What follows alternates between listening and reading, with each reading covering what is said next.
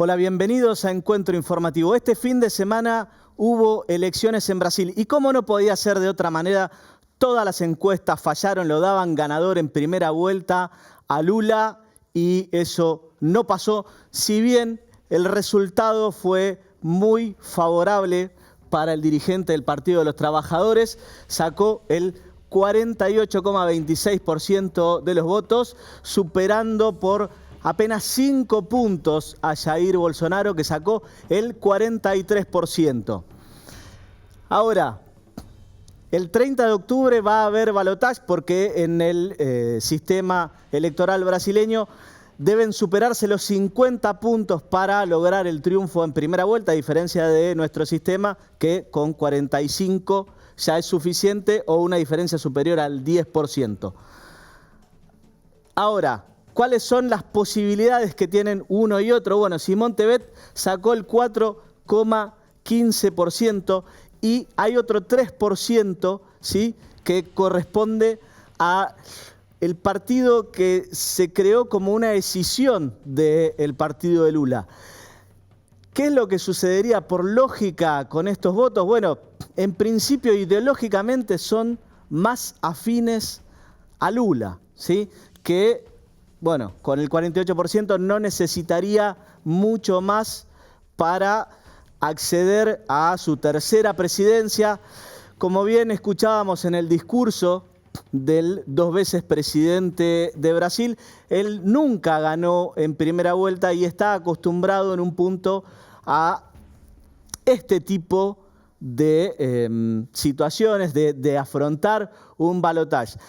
Ahora, más allá de esta situación, de que en principio ideológicamente los partidos que obtuvieron el 7%, que le podría dar claramente la diferencia a cualquiera de los dos para ganar, ideológicamente son más cercanos a Lula, bien vale analizar lo que sucedió en las elecciones del 2018. Recordemos que en ese momento Lula estaba preso por una causa de corrupción que después se fue desgranando a lo largo de los años, que terminó con la liberación de Lula y que lo puso a Fernando Haddad, un perfecto desconocido para la mayoría de los brasileños, como candidato a presidente, que hubiera sido su candidato a vicepresidente. Bueno, en aquel momento Bolsonaro obtuvo el 46% de los votos en primera vuelta, apenas un poquito más que en esta oportunidad, pero si observamos a Haddad, que era, recordemos, un desconocido para la mayoría de los brasileños, obtuvo menos del 30%. Y después, cuando fueron a la segunda vuelta, Bolsonaro logró crecer en 11 puntos y sacó un 55% que lo puso como claramente presidente. Ahora, Haddad, insisto, un perfecto desconocido, creció 15 puntos de la primera a la segunda vuelta. Entonces, lo lógico sería que el 30 de octubre Lula se consagre como presidente. Ahora, ¿qué es lo que hizo que Bolsonaro, tras 4 años de mandato, no logre la reelección, lo cual es lo más común en todos los presidentes que están justamente en el apogeo de su poder? Bueno, recordemos que él vino supuestamente a eliminar la corrupción y tuvo al ministro de Educación y tuvo varios funcionarios de su gobierno involucrados en causas de corrupción. También el manejo de la pandemia, que le valió unos 685.000 brasileños muertos producto del COVID, a la cual él denominó una gripeciña, ¿sí? También la deforestación salvaje que hizo del Amazonas. De hecho, su ministro de Medio Ambiente estuvo involucrado también en causas de corrupción, producto de la deforestación salvaje del Amazonas. Entonces, Bolsonaro, que llegaba con esta premisa de que yo vengo con la religión, la moral y todo esto, ¿sí?, sostenido en gran medida por la iglesia evangélica, bueno, cuando tuvo su oportunidad, no tuvo un gobierno ni tan libre de corrupción, ni en definitiva hizo todo lo que prometía. Venía a erradicar los robos y venía a erradicar la delincuencia. Lo único que hizo fue poner mano dura, pero la delincuencia sigue en los mismos niveles en Brasil. Es cierto, sucede mucho más que la policía mata impunemente. Bien, perfecto, no erradicó la delincuencia, solo aumentó la tasa de homicidios. Entonces, el pueblo brasileño hoy le está pasando factura a un presidente que además, al igual que Trump, se vio involucrado en muchísimas fake news, que bueno, fue parte de una estrategia que dominó el continente hace algunos años y que también fue desmantelada incluso por las propias redes sociales que bajaban las noticias que subían desde las cuentas tanto de Trump como de Bolsonaro. A tal punto llegaron de descrédito.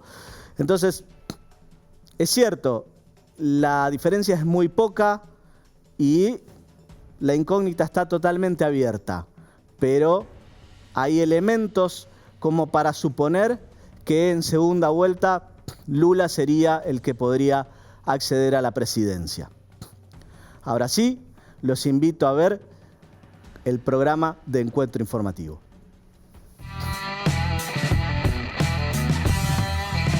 Ganó Lula, efectivamente los resultados son los que están en pantalla. Hay balotaje. El porcentaje de votos, 48,07%. Bueno, inferior a lo que daban las encuestas, pero la verdad, Gato, ahí, muy cerca. Sí, sorpresa en todo caso para lo que marcaban las encuestas respecto a Bolsonaro. Ese es un espejo en el que a Cristina le gusta mirarse, particularmente el kirchnerismo duro, el espejo de Lula. Como si hubiesen tenido una historia paralela, ¿no? Como si Cristina hubiese salido de una favela, como si lo hubiese criado una madre sola, en pobreza absoluta, como si hubiese sido una empleada de una fábrica metalmecánica. O sea, es un espejo que a ellos les encanta, al kirchnerismo les encanta mirarse en espejo en los que distorsionan. Y después es cierto que también hay batallas culturales ganadas o perdidas. Desde el lado en Argentina es una batalla perdida que la gente considera a Cristina corrupta y a Macri en todos los casos un inútil. Entonces hay cuestiones que se empiezan a establecer por lo que dice la gente, se empiezan a repetir y después quedan como una verdad revelada. Que el peronismo es corrupto y los otros en todo caso a veces son ineficientes. Sí, supone mucho desafío, lo estaba explicando recién Gustavo. No tenemos el detalle de la configuración de cómo queda el Congreso, el Parlamento en Brasil, pero da la impresión que va a estar muy dividido. Y la pregunta que hay que hacerse es si eso es bueno o malo, ¿no? Porque cuando hay una grieta tan grande y hay tanta tensión sobre los extremos, bueno, quizás no sea tan malo porque eso fuerza a tener negociaciones en el lugar donde tiene que estar, que es en el Parlamento. En primer lugar, la gente de Lula pensaba que ganaba en primera vuelta, empujaron mucho, gran parte de los medios de comunicación estaban incentivando el voto para la primera vuelta, el voto útil llegar al 51%. De hecho, he escuchado la opinión de gente experta en procesos electorales que no necesariamente apoyaba a Lula, que pensaba que efectivamente Lula iba a conseguir el 51% de los votos. No lo consiguió, pero tampoco estuvo lejos. En la ciudad de Buenos Aires todos están al frente de la UAM festejando el triunfo de Lula. Y estoy con el coordinador del PT. ¿Cómo estás? Los festejos a full. ¿Cómo va? ¿Todo bien? Bueno, estamos muy contentos. Sabíamos que sería una elección bastante dura, muy disputada. Estamos seguros que el pueblo brasileño nos acompañaría. Estamos ahora con Rafael Klexer. Él es director de políticas del Ministerio de Desarrollo Social. Bien. Rafael, ¿cómo estás? Bien. Bueno, bien. Bienvenido a Encuentro Informativo. Contame un poco cuál es el análisis que vos haces del resultado de este domingo. Bueno, en primer lugar, las encuestas le pegaron a los números de Lula, con más o menos 2%, 48 se acerca muchísimo a ese 50 que estaban dando. Y por otro lado, no le pegaron claramente a lo de Bolsonaro. Nosotros creemos que hay ciertos discursos, ciertas prácticas y ciertas políticas públicas de los gobiernos progresistas que no están entrando en la población. ¿Por qué crees que es eso? Y porque me parece que hay una liviandad muy importante en tocar los temas, no debaten cuestiones nacionales y sobre todo no da respuesta a los problemas estructurales. La gente no es tonta, la gente sabe que si no se tocan privilegios, no se resuelve. Y por otro lado, me parece que el emergente de la rebeldía frente a lo statu quo, al sentido común, termina siendo la derecha y no los gobiernos populares. Pero ¿por qué crees que justamente la derecha logra eso? De alguna manera convencer a quienes creen que, bueno, que son los que tienen el sentido común. ¿No? Porque hoy lo vemos incluso con Milei o el discurso del marido de Pampita y parece que son muy convincentes. Porque del otro lado hay un discurso progre,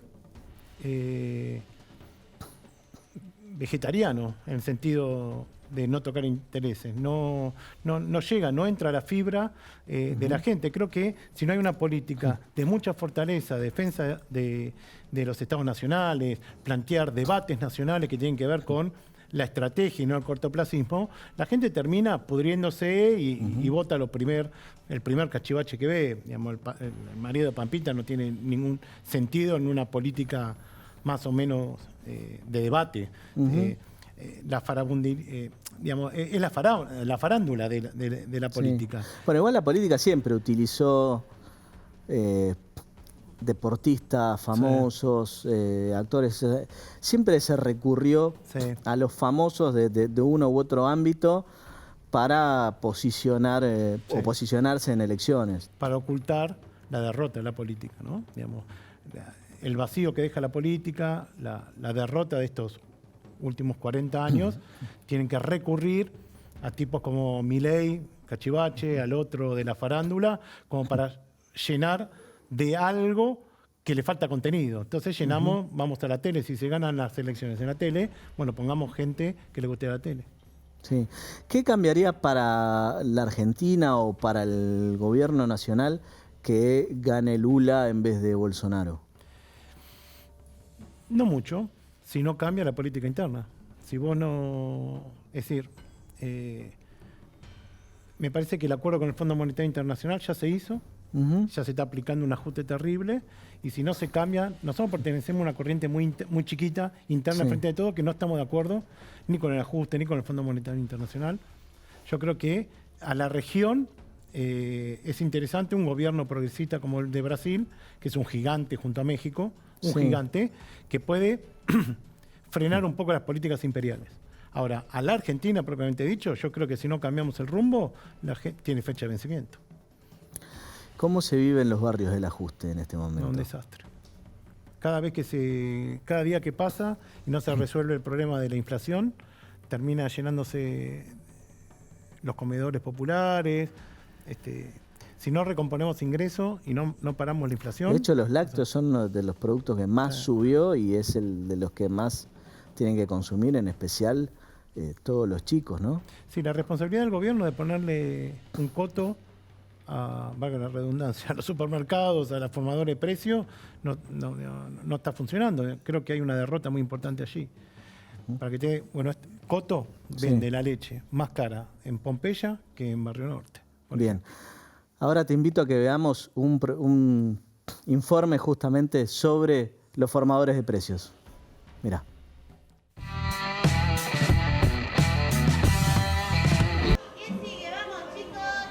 Venimos de muy lejos a comprar acá porque vemos la diferencia.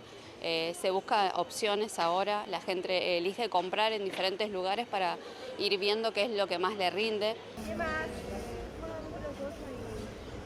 Yo ayer fui al supermercado y volví a casa, pero mal, porque lo que habían aumentado las cosas era terrible y diciéndole a mis hijos, la verdad que no entiendo, no puede ser, viste, que en tan pocos días las cosas aumenten a este nivel, o sea, es de una semana a otra, gastás el doble. Huevos centeno 31%, el azúcar 129%, el rollo de cocina, todo lo que está vinculado al papel, sobre todo en los últimos 60 días subió muchísimo. Rollo de cocina, papel higiénico, los yogures y los lácteos en general, casi el 86%, cereales 83%, esto tiene vinculación directa con lo que subió el trigo después de la guerra de Ucrania, y pese a que el gobierno armó un fideicomiso, pese a todos esos intentos, la canasta familiar siguió subiendo. ¿Son jubilados? Nosotros somos jubilados. ¿Y siguen trabajando? Mi esposo sí. Compró menos cantidad y consumimos lo que consumíamos siempre. Ahora, ¿cómo es dejar de tener una comida diaria y arreglarse con un tecito? Somos dos jubilados y pagamos alquiler. Yo soy una paciente con EPOB, estoy trabajando para poder subsistir. Así que imagínate tú cómo vivimos. ¿Llegaron a sentir hambre en algún momento? Yerba, trato de estirarla. Porque a veces a la noche, al no cenar, te tomas unos mates. Toda la vida tomé mate. También es un paquete de yerba casi 500 pesos. Rafael, ¿cómo hacemos para controlar a los formadores de precios? Para que estas cosas no pasen y no aceleren. Bueno, en principio yo no estoy de acuerdo con el programa de precios cuidados, control de precios. Eso no ha resultado en Argentina. Digamos, no. Nosotros estamos planteando la Empresa Nacional de Alimentos como una forma de intervenir en el mercado, con lógica del mercado libre, de la economía de mercado, como cuestión estratégica. Sí. Compras a futuro, intervención, aplicar la ley de góndolas, la ley de la competencia, es decir, todo el poder del Estado contra estos formadores de precios, que lo único que hacen con esto es disputar la renta nacional a partir de tener de rehén a los argentinos en Argentina. Hay que meterle todo el peso de la ley, hay que crear herramientas de intervención como esta Empresa Nacional de Alimentos, como 400 mercados concentradores en todo el país, 4.400... Estamos planteando ferias populares para acortar la cadena, decir que no haya Explícame eso, los mercados concentradores, que serían como mercados de abasto, digamos. Hay que terminar con la mafia del mercado central de la provincia de Buenos Aires. No puede ser que en Salta el precio de referencia sea el mercado de Buenos Aires, no tiene nada que ver. Tenemos que desconcentrar. Hay un proyecto de ley de creación de 400 mercados concentradores, donde hay deliberadamente y con una política pública, hay una eliminación de intermediarios, el costo del flete es muy caro en la Argentina y siempre hay una excusa buena para aumentar. La pandemia, la pospandemia, la guerra de Ucrania, que recién se decía, el año que viene van a ser las elecciones. Es decir, si nosotros no, digamos, y el acuerdo de precios nunca funcionó en Argentina. Me parece que termina siendo, es mentiroso, te desabastecen, no llega a las provincias, dura 30 días y volver a un acuerdo, que cada acuerdo de precios es el Estado poniéndoles plata y garantizándole los negocios capitalistas a esta gente. Sí.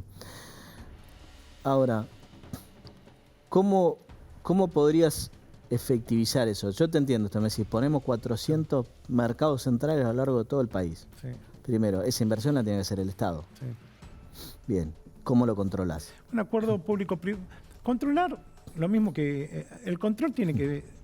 Si hay algo que nos Porque digo, vos ponés los 400 mercados y si después te pasa lo mismo que con las grandes cadenas de supermercados. Sí, pero si algo enseñó la pandemia es que la desconcentración de la política, de la gestión pública también es muy importante. Por ejemplo, los municipios. Los municipios junto a las pymes, junto a los productores, junto a los trabajadores deberían estar al frente gestionando esos mercados, que no sea solamente un alquiler de puestos a 2 o 3 vivos, sino que vaya directamente el productor a poder venderse. Bien. ¿Y cómo se financiaría la producción de los alimentos o la producción que llegaría a estos mercados? Bueno, tiene que ver con lógica totalmente diferente. Hoy no hay crédito para la producción en Argentina. Debemos priorizar y subsidiar tasas a los pequeños y medianos productores, que son en definitiva los que generan la riqueza en este país, son los que laburan, no están dando la tierra para que Globo Copatel ponga soja, sino son los verdaderos laburantes. Y ahí tiene que ir el crédito de la producción. Bien. Y digo, ¿tenés interesados, tenés apoyos en este tipo de proyectos? Bueno, el proyecto de Daniel Arroyo, de 400 mercados en el Congreso Nacional, está durmiendo. Sí, ahí. Hace rato. Digo, era una de las cosas que presentaba cuando justamente se preveía que iba a ser el ministro de Desarrollo. Exactamente. 4.400, un plan de mercados populares, con una primera etapa de 1.200. Estamos buscando financiamiento, eso no se necesita una ley. Y bueno, la Empresa Nacional de Alimentos, que el equipo económico anterior, Culfas Guzmán, dijo que no, que era una barbaridad. Ahora tenemos menos chance de que se realice, pero bueno, es un posicionamiento. Algo de entusiasmo nos agarró cuando se empezó a fortalecer la empresa YPF Litio para intervenir. Espero que no sea solamente en áreas marginales, hay que presionar mucho para que no sea así. Esperemos que la Empresa Nacional de Alimentos, como herramienta estratégica de intervención del Estado en el mercado, pueda en algún momento realizarse en el país. Sí, hay una empresa estatal que justamente produce leche y que la está vendiendo a 59 pesos. Hay varias. La de Está La Pampa, una empresa provincial, Mamú se llama, no, ya está en 80 pesos. Después está la Oberita en Tucumán, que el 90% de su producción la vende a la provincia y el 10% lo vende en mercado de cercanía. Está en Cotalí, en Catamarca, es decir, hay empresas que no superan los 100 pesos. Y que están vendiendo, digo, en todo lo más allá de que haya subido 80, están muy por debajo 40%. Del valor de la Serenísima, 40%. Sí. Y sí, claro, porque el plan de negocio es otro, porque hay una alianza estratégica con los productores, porque pagan en el momento.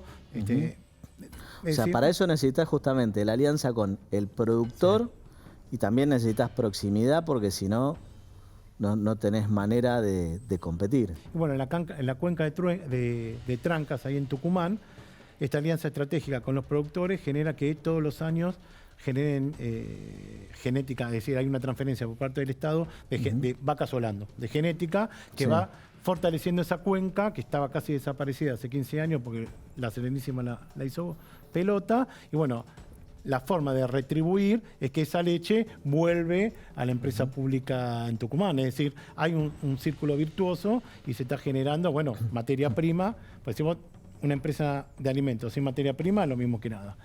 Y el campo realmente con intereses antinacionales genera eso de que vos a la hora de pensar una empresa nacional tengas tus propios aliados. Y bueno, eso no es otro que lo laburante, que los pequeños y medianos productores. Bien. ¿Qué están haciendo ahora en este momento en el Ministerio? El Ministerio pasa por un momento muy complicado. Es transferencia de alimentos y programas sociales. Generalmente no está sucediendo más nada, producto de que hay una política de ajuste por parte del nuevo ministro de Economía, que parece que tiene consensos. Me parece que estamos llegando a un límite, es decir, crece la pobreza, pues los números de la pobreza son del semestre pasado. Cuando vengan los de ahora, vamos a ver que creció la pobreza y la indigencia. ¿Qué debería cambiar? De orientación, hay que romper con el Fondo Monetario Internacional en clave, no podemos seguir pagando o seguir condicionando la política económica, donde millones de argentinos y argentinas están por abajo de la línea de pobreza, a cambio de pagar una deuda externa que le dijimos a la gente que se iba a investigar y que le iban a pagar los que la fugaron. Bueno, pasó todo lo contrario. Nos estamos haciendo cargo nosotros una deuda que contrajo el macrismo, se lo dio a sus amigos y la fugaron. Rafael, muchísimas gracias. Gracias. Antes de pasar al siguiente bloque, los invito a ver este informe. Ante la crisis, la izquierda gana la calle. Mira.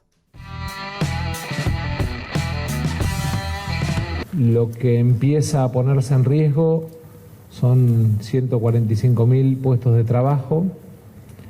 Empieza a ponerse en riesgo casi 40 millones de dólares por día de pérdida. Y Argentina no se puede dar el lujo de perderlo. Que un ministro anuncie una clara posición del Estado, colocándose sobre una paritaria netamente para extorsionar a los trabajadores y evidentemente favorecer en esa discusión donde se dice habitualmente que el eslabón débil, que la parte débil son los trabajadores porque tienen un sueldo de carácter alimentario, mientras las empresas manejan una economía muchísimo mayor, se ponga totalmente del lado de las empresas. Los trabajadores están siendo extorsionados por una patronal que la verdad que lo único que está buscando es el disciplinamiento de los trabajadores. Ahora es el momento, me parece, que de más confrontación, porque directamente con los escudos lo que están haciendo es empujar y tirar hacia atrás la manifestación. Hay un cordón de policía que se va a replegar. Pero no es que son cuatro los que manejan este quilombo y los que hacen negocio con esto. Lo lamento mucho. Esto es lo que nos convertimos, esto es la ciudad de Buenos Aires. La tendencia a tomar por asalto y generar violencia para lograr cosas. Te toman por asalto la ciudad, te toman por asalto las empresas, te toman por asalto las escuelas. No se negocia más con las mafias, se terminó. Basta con lo que curran a partir de la extorsión política. Bueno, son opiniones de un legislador, de alguien que no comprende la realidad social, no la ha vivido nunca y lógicamente tiene una opinión distinta a la que tenemos nosotros, a una realidad social que vivimos cotidianamente. ¿Sabe lo que estoy comiendo? Ah, ¿los tienen que convocar? ¿Qué? No. Pochoclos. Es lo que mandan a los comedores populares para que le demos de comer a los chicos. Usted hace una bueno, por eso. No me tomen el pelo porque no tengo ganas de joder hoy, ¿eh? Entonces no me tomen el pelo. Bueno, no le coman hago ningún acting. Obviamente que los chicos tienen que comer carne, verdura y estamos de acuerdo en ese reclamo. No nos pongan dejen de hacer pelotudeces en televisión. Pero usted hace un señor, acting usted que está hablando ahí no sabe de lo que habla. Usted que está hablando ahí, no hago ningún acting. No hago ningún acting. Me convidaron los compañeros de una organización y le estoy mostrando lo que traen a los comedores. No hago ningún acting. Acting hacen ustedes. No me tranquilizo nada. Casual, porque me tiene podrido el hambre en la Argentina. Casi y ustedes se cagan de la risa todos los días. Estamos ahora con Giordano, él es diputado nacional de la izquierda socialista. ¿Qué tal? ¿Cómo estás? ¿Cómo le va? Muy buenas tardes. Muy bien. Te quiero preguntar lo siguiente. ¿La izquierda le ganó la calle al peronismo? ¿Qué significa ganar la calle? Porque estamos bajo un gobierno del Frente de Todos, peronista. Y los que estuvimos en la calle y estuvimos luchando contra este gobierno, pero con los 4 años del gobierno de Macri, fue el sindicalismo combativo de la izquierda. Y hoy ganarle la calle al kirchnerismo, ¿a qué se referiría? O al peronismo, porque la CGT, por ejemplo, hizo una marcha, no contra el gobierno, sino en relación a la inflación, salvándole al gobierno como si el gobierno no fuera cómplice. Sí, en una consigna muy clara de contra quién era la marcha. No era contra nadie, ante un brutal ajuste, ¿no es cierto? Ahora si uno ve a los jóvenes de la Cámpora gritando patria sí, colonia no, para defender a la vicepresidenta acusada de casos de corrupción. Entonces, los que venimos luchando y los que vienen luchando es el movimiento obrero y los sectores de trabajadores que se sobreponen a esa traición de los dirigentes sindicales peronistas, en el caso de la CGT, de la CTA, con el acompañamiento de Izquierda Socialista y del Frente de Izquierda Unidad. Bueno, ahí estaba en el corto Rubén Pollo Sobrero apoyando a los trabajadores del SUTNA. Los ferroviarios del Sarmiento, junto al SUTNA, son la cabeza visible de un sindicalismo combativo que lucha, nucleados en el plenario del sindicalismo combativo nacional. ¿Por qué se extendió tanto el conflicto de los neumáticos? Porque del lado de las patronales, las grandes empresas, que si vos viste, cada cosa que se toca en Argentina muestra lo que es el capitalismo, ¿no? Grandes empresas multinacionales, algunas, Bristol, Pirelli y Madanes Quintanilla, dueño de Fate, también de Aluar, están haciendo grandes ganancias, fabulosas ganancias, muy por encima de los precios de las cubiertas del precio promedio de los precios, de los aumentos que ha habido en todo este tiempo. Y los trabajadores a los cuales se les miente, fíjate vos, Madanes Quintanilla diciendo los trabajadores ganan 400.000 pesos, mostrando el recibo del sueldo de las quincenas de 56.000 pesos, 60.000 pesos. Con ritmo de producción tremendo, una super explotación. Ahora, del lado de las empresas, estaba el gobierno del Frente de Todos, que se dice nacional y popular, que se dice gobernar para los más vulnerables, habla en contra de las corporaciones. Sergio Massa diciendo vamos a liberar las importaciones de cubiertas para quebrar el conflicto. La CGT, que le fue a pedir a Alberto Fernández Díaz Previo, en este caso, y Patricia Bullrich y Esper. Sí, claro. Apoyaba a la patronal porque el gremio es justamente de izquierda y no está dentro de la general de la Bueno, en primer lugar, CGT, porque el Frente de Todos defiende las ganancias de los grandes capitalistas y las grandes patronales. Es lo que hay que desmistificar. Si uno ve, por ejemplo, las ganancias de las grandes empresas, recién hablaban de la inflación, Arcor, Molino, etcétera, etcétera. Los grandes multinacionales exportadoras, ahora beneficiadas las empresas privatizadas con el tarifazo del gobierno del Frente de Todos. Ha crecido la desigualdad social con el Frente de Todos. No estamos hablando de Macri, olvidémonos de Macri porque ya pasaron 4 años. El problema es que ante 3 años de gobierno peronista, en el cual incluyo a Cristina Fernández de Kirchner, incluyo a Cristina Fernández de Kirchner porque muchos podrán decir, no, pero esto es Alberto Fernández, ahora es el ajuste del superministro Massa. No, es el ajuste de Cristina Fernández de Kirchner también porque está avalando el ajuste de Massa. Grandes ganancias capitalistas. Bueno, en los últimos discursos Máximo está cuestionando los... Sí, pero esto mirando el 2023. A Máximo Kirchner lo obsesiona el 2023. Que no pierdan las elecciones. Bueno, yo creo que a todos los políticos les obsesiona el 2023. No, pero ellos... ¿Cuál es la crítica de Máximo Kirchner? Primero, no le vi ninguna crítica al plan de ajuste del gobierno, los anuncios de Sergio Massa. No le veo ninguna crítica al presupuesto 2023 que se está tratando en el Parlamento, que ya tiene definido que el año que viene se van a pagar 4.000 millones de dólares cash de la deuda externa y los próximos 10 años son 100.000 millones de dólares. ¿Por qué? Porque el Frente de Todos, que pidió el voto contra la derecha, avaló el pacto Macri-FMI del 2018 y ahora se está pagando con más ajuste, más sometimiento, más dependencia. Y en el caso de las ganancias capitalistas son tremendas. El Parlamento es una maquinaria de votar leyes a favor de las mineras, automotrices, retenciones cero. El dólar soja para los grandes oligarcas del campo, terratenientes y todo lo demás. Entonces, bueno, el peronismo es eso, ganancia capitalista, fondo monetario y mayor ajuste y salvar a las grandes empresas. Ahora, por eso es tan importante el dólar soja sirvió para contener la disparada del dólar y de hecho lo retrotrajo a los valores previos a que asumiera Lo que pasa Batakis. es que el dólar soja es para aumentar las reservas del Banco Central y las reservas del Banco Central, si se aumentan, son para cumplir con las metas del Fondo Monetario Internacional. Argentina tiene que llegar por el sometimiento al Fondo Monetario a 5.800 millones de dólares de reserva este año y el año que viene a 9.800 millones de dólares de reserva. Entonces le dan el dólar soja a los grandes capitalistas, defienden a las patronales como madanes, le dan grandes privilegios a mineras, petroleras, gasíferas y todo lo demás, y están hablando de un bono para 2 millones de personas que no tienen nada. Bueno, si eso es nacional y popular, nosotros estamos categóricamente en contra, y bueno, por eso apoyamos el conflicto del SUTNA, y no solo eso, todos los conflictos de la docencia en muchas gobernaciones, en el caso hoy Santa Fe, un gobierno peronista, Perotti, todos los gobiernos están alineados a ese plan de ajuste y de sometimiento. Y por eso la izquierda está creciendo. A ver, el sindicalismo combativo, yo creo que demostró en la lucha del SUTNA que tuvo que enfrentar ese bloque.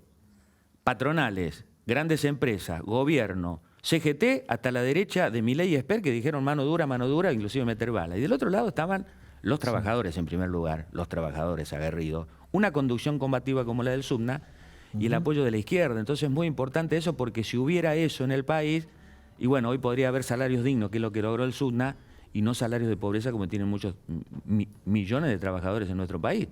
Porque mientras que es el empleo, como se dice, el gobierno dice, crece la desigualdad social, porque hay trabajadores en blanco que cobran. Hay una que son cuestión pobres. que también es difícil de compatibilizar, que es lo siguiente: ¿cómo generás trabajo en blanco genuino? Porque uno de los problemas que tenemos es que gran parte del empleo hoy en día es empleo no registrado. ¿Cómo generás trabajo genuino sin un crecimiento justamente de las grandes empresas? Claro, lo que pasa es que si vos te remontás al trabajo genuino, vamos a la postal 2001, es la explosión, el argentinazo, ¿no es cierto? Estamos hablando de los 90 también, podríamos decir, porque en los años 90 el peronismo se olvida, dice que no fue peronismo, que fue neoliberalismo. No, ahí empezó la desocupación crónica con las privatizaciones y miles de pérdidas de puestos de trabajo. Y después el 2001, ahí empezaron los planes sociales. Ahora del 2001, 2012, ya pasaron 21 años. Distintos gobiernos. Y el capitalismo en Argentina, con sus distintos gobiernos, no pudo generar trabajo genuino y tener que estar teniendo planes sociales de 1.200.000 personas que ganan la mitad de lo de la canasta de indigencia, por eso crece en Argentina, en un país rico, la indigencia. Ahora, ¿cómo no? Eso está claro de que los distintos gobiernos han venido trabajando para engordar las ganancias de los grandes capitalistas, muchos de ellos, Panama Paper, la fuga de capitales, 400.000 millones de dólares en el exterior. Sí. Y si vos sumás los pagos de la deuda externa, ahí tenés la plata para generar trabajo genuino. Nosotros hemos presentado un proyecto de ley, Izquierda Socialista, con nuestra compañera Mónica Slotagui, y decíamos, con lo que el gobierno pagó desde que asumió de deuda externa, se podrían haber construido 500.000 viviendas populares y haber dado trabajo a 2 millones de desocupados genuinamente. Sí. ¿Por qué no ocurre eso? Es el capitalismo, son los planes de ajuste y son los gobiernos que trabajan para eso, lamentablemente. Juan Carlos, ¿hay posibilidad de que los piqueteros tomen las rutas a corto plazo?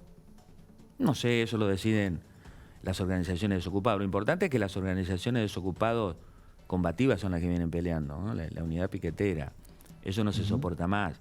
En un país de los alimentos que no haya para los merenderos, comedores, carne, bueno, era lo que demostraba leche, Berigoni en el informe, ¿no? Comiendo los pochoclos. Es una barbaridad. Que le dan como para que se alimenten con pochoclos. Argentina es noticia mundial por ser un país rico, con millones en la indigencia. Sí. Bueno, hay quienes sostienen que somos un país rico, es una mentira, que en realidad somos un país pobre, no somos un país rico. Claro, pero si vos decís rico, ¿en qué sentido? Tiene tierras fértiles, tiene mar, tiene carne, tiene trigo, tiene leche, tenemos toda la parte marítima, se entrega todo a las grandes multinacionales, somos una tierra de saqueo, de contaminación, de destrucción ambiental. Entonces, si en Argentina hubiera un plan económico alternativo, obrero y popular, por la cual luchamos del Frente de Izquierda Unida, y bueno, habría trabajo genuino, habría, digamos, un salario equiparable a la canasta familiar. Y si no se puede explicar que haya un 100% de inflación cuando hay una caída del consumo popular. Es una barbaridad. Entonces, evidentemente, de que la economía está controlada por 4 o 5 grupos empresarios concentrados, como se dice, y demás, en todas las ramas de la economía. Y Argentina está entregada. Nos decían con el Fondo Monetario Internacional ¿somos que cada vamos a vez salir. un país más desigual? Claro, más desigual. Lo que crece es la desigualdad social. Vos fíjate que hubo una recuperación económica 2021, pero lo que creció es la desigualdad social. Y eso es un ritmo casi paralelo a lo que ocurre en el mundo. El acuerdo con el Fondo Monetario Internacional, y hablando de Lula dijo, qué bien Argentina, que enarboló este pacto con el Fondo Monetario Internacional, en la democracia. Ahora, como vino las elecciones, dijo que como a Argentina le va mal, antes de las elecciones dijo, no, bueno, ¿cómo puede ser? Pero Argentina está sometida, efectivamente. ¿Qué habría que hacer con los dólares que están en el Banco Central? Trabajo genuino. 500.000 viviendas populares y 2 millones de trabajo genuino. Y ponerlo al servicio del consumo popular, reactivar la economía, efectivamente. Esto es todo un discurso que también lo dice el peronismo, el consumo interno, vamos a salir, etcétera, etcétera, y esto, y la redistribución de la riqueza, los más vulnerables. Nada de eso ocurrió. Hoy, por eso es tanta consternación, desilusión y ruptura y bronca política con el gobierno, y muchos de ellos han votado al Frente de Izquierda Unida a fines del 2019, porque le pidieron el voto contra la derecha, y hoy el gobierno peronista del Frente de Todos no puede mostrar un índice social distinto a los 4 años del gobierno de Macri. Mirá que fueron tremendo, ¿no es cierto? Sí. Entonces la perspectiva de más decadencia, más... Y si no, ¿cómo se explica de que aparezcan sectores marginales de ultraderecha y demás que pudieron cometer el atentado contra Cristina Kirchner o lo despiadado de Milei, es decir, la venta de órganos, el crecimiento de la ultraderecha? Bueno, eso le costó caro a Milei, esas declaraciones. Y claro, le costó caro, pero en el medio de una descomposición social y todo lo demás, algunos pueden llegar a creer, bueno, si gobernaron todo, la verdadera salida, el verdadero cambio, y viene por lo que aspiramos nosotros, luchar por un gobierno de las y de los trabajadores, por una Argentina socialista que nos libere de los dictados del Fondo Monetario Internacional. Yo creo que esa es la consigna tanto para Argentina como en Latinoamérica, por eso nos ponemos la mano en el fuego y somos, en esto también es bueno, pues nosotros lo tenemos claro, y la vanguardia que luche lo tienen claro, pero muchas veces se asocia centro-izquierda, gobierno kirchnerista, que tiene alguna asociación con la izquierda. No, nosotros no tenemos nada que ver, combatimos al chavismo, combatimos a lo que está pasando en Nicaragua, En el caso de Lula, hoy decimos Bolsonaro, los Bolsonaro, sí, surgieron después del desastre del gobierno del PT.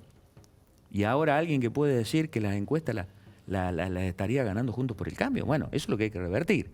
La verdadera alternativa en nuestro país, de los trabajadores, de los sectores populares y de la izquierda. Venimos construyendo el Frente de Izquierda Unidad, que es la mayor unidad de la izquierda que se logró, con grandes avances en la última elección, con 4 diputados nacionales y demás, y con el peso que tiene, como se demostró en el conflicto del Sudne. Por eso estamos muy orgullosos de haber apoyado ese conflicto, de que haya triunfado, mostrándole el camino que con la izquierda, el sindicalismo combativo y con la izquierda se pueden lograr cosas muy importantes. Ojalá podamos lograr que podamos pensar en un gobierno distinto, que no sean siempre la alternancia centro-derecha, centro-izquierda, y millones siguen perdiendo. Juan Carlos, muchísimas gracias por venir. Agradecidos a vos.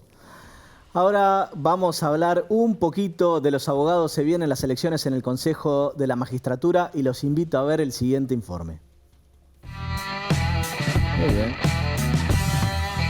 Se acercan las elecciones del Consejo de la Magistratura de la Nación, son el 18 de octubre. Se van a elegir 2 estamentos, abogados y jueces. ¿Cuál es la relevancia que tiene todo esto? Bueno, el Consejo de la Magistratura de la Nación es el que básicamente elige a los jueces, ¿sí? Es donde se hacen los concursos, de donde salen las ternas y de ahí surgen los nuevos jueces que se van nombrando, y también es el que tiene el poder disciplinario y en consecuencia es el que puede remover a los jueces. Entonces, la trascendencia es muchísima porque después cada vez que hablamos del fuero federal y de los fueros nacionales, bueno, es acá donde se designan y se remueven o se juzga el comportamiento, el mal desempeño de estos jueces. Con el fallo de la Corte de fines del año pasado, volvió a 20 la composición del Consejo de la Magistratura. Esto implica que crecen principalmente abogados y jueces.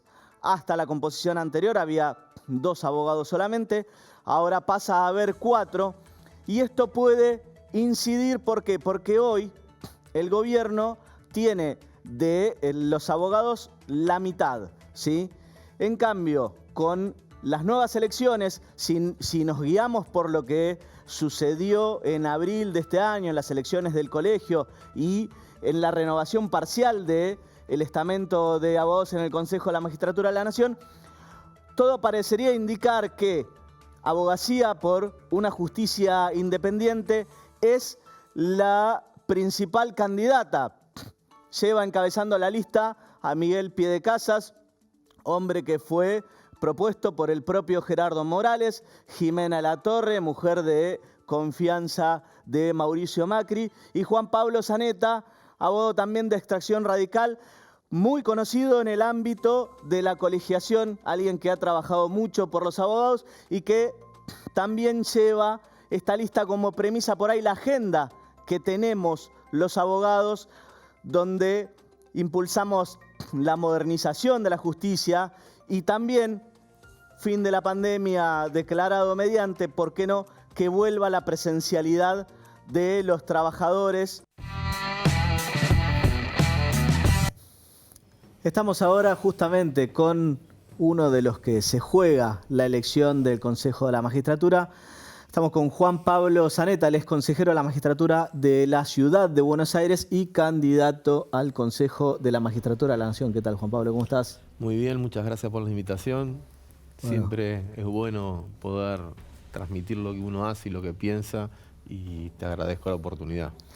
Bien.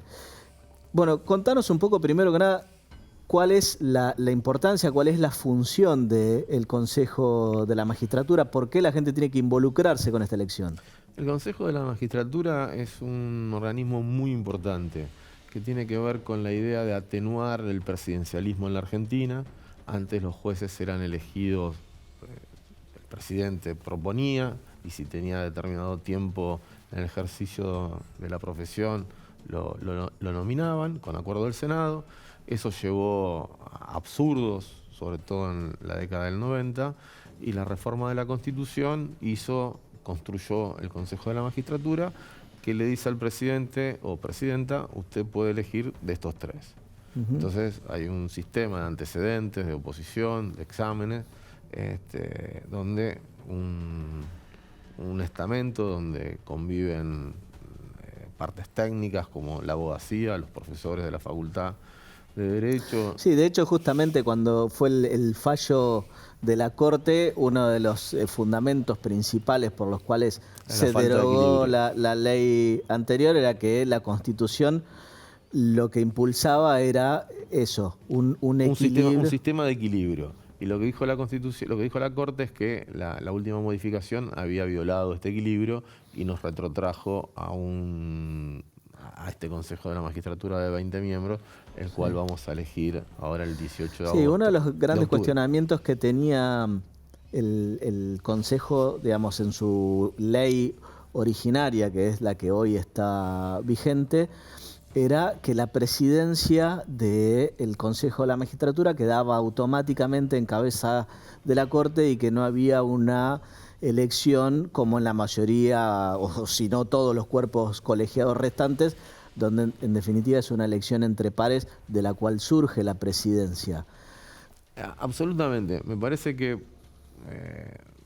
los argentinos tenemos que retomar la calma y rediscutir nuestras instituciones, y seguramente hay que construir una nueva ley del Consejo de la Magistratura, porque esta quedó con arreglos y parches y constitucionalidades. Me parece que hay que volver a construir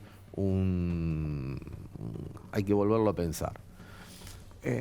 Cuando discutimos de la justicia, discutimos de algo muy importante. Y esta idea de atenuarle a la política la posibilidad de ingerir, fue una discusión muy grande en la Constituyente, tal es así que no se pudieron poner de acuerdo y lo dejaron en una ley posterior. Y esa ley tardó 3 años y medio, casi 4, porque no se ponían de acuerdo cómo se construían estos equilibrios. Distinto hubiese sido, por ejemplo, la Constitución de la Ciudad de Buenos Aires resolvió ese problema extraordinariamente. Primero lo puso en la Constitución, con lo cual los porteños no tenemos que discutir cada 3 o 4 años cómo se conforma. Y el equilibrio es perfecto.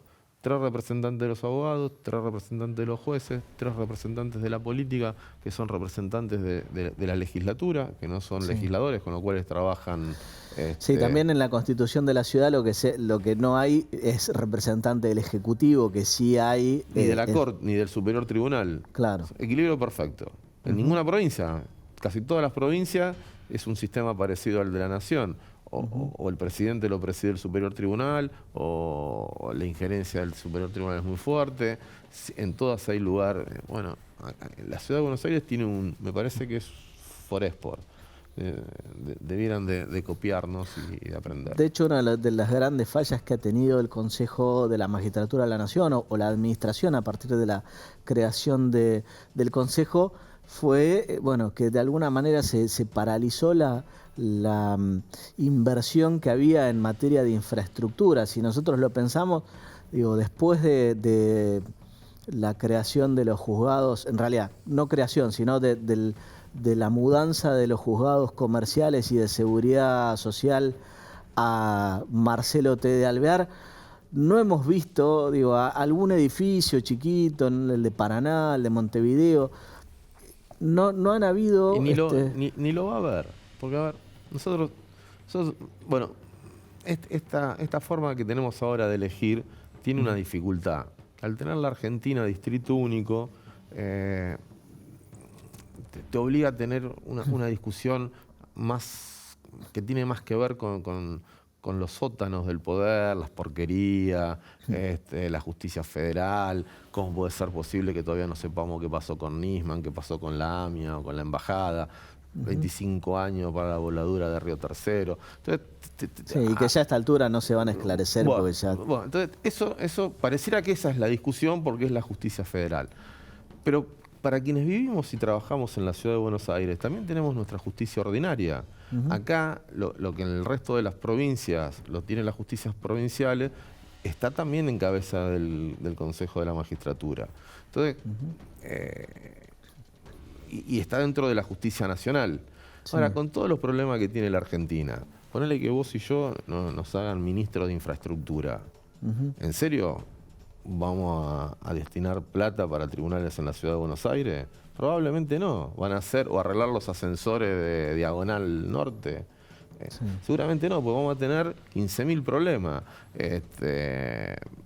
Empezando por, no sé, la triple frontera. La triple frontera, las rutas, los trenes, las viviendas. Digo, ¿cuándo llegás? Un puente.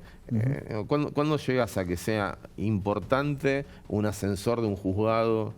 ¿No? Ni que hablar, quien tiene que hacer el presupuesto en la nación. Los senadores de Catamarca, Jujuy, la provincia de Buenos Aires, ¿en serio se van a preocupar o van a intentar llevarse cosas para sus provincias, barrios populares?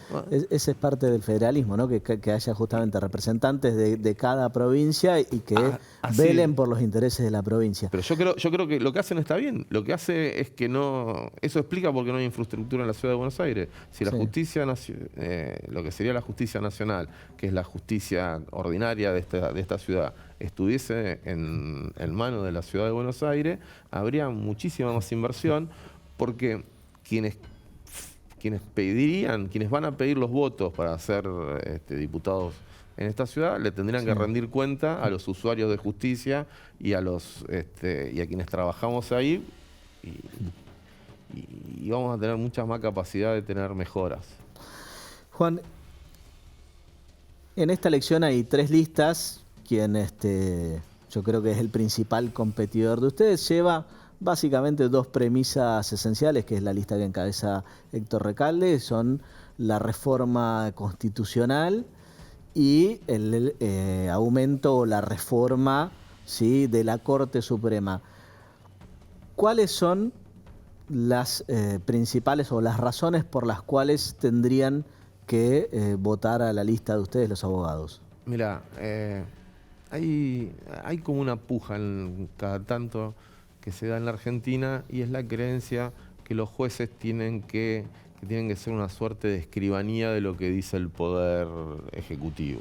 Entonces el poder popular está en el Ejecutivo y en el Congreso, y a partir de ahí los jueces tienen que hacer lo que les dice el gobierno de turno. Bueno, nosotros creemos que no es así, que la construyó una división de poderes, pesos y contrapesos, y que los jueces están para garantizar la constitucionalidad de la norma y no los caprichos o las ideas que se le ocurren a un gobernante de turno. Entonces, la independencia del Poder Judicial con jueces valientes, probos y honestos y que trabajen es nuestra principal propuesta. Bien. Recórdame, ¿qué día votamos, a qué hora y dónde? Una cosa muy chiquita. Dale. Los abogados y las abogadas tenemos un privilegio. Elegimos representantes en el Consejo de la Magistratura, cosa que no hacen el resto de los ciudadanos. Con lo cual tenemos una gran responsabilidad. Así que les pido que la ejerzan y la vayan a hacer. Se vota el 18 de octubre en toda la República Argentina. Sí. En la página de la FACA, que es la Federación Argentina de Colegios Públicos de Abogados, está el padrón con número de documento para toda la Argentina. Quienes tengan domicilio electoral en la ciudad de Buenos Aires, votamos en nuestra casa, en el Colegio Público de Abogados, en Corrientes y Paraná. Muchísimas gracias, Juan. Nosotros nos vemos la semana que viene con mucho más encuentro informativo. Gracias por estar ahí.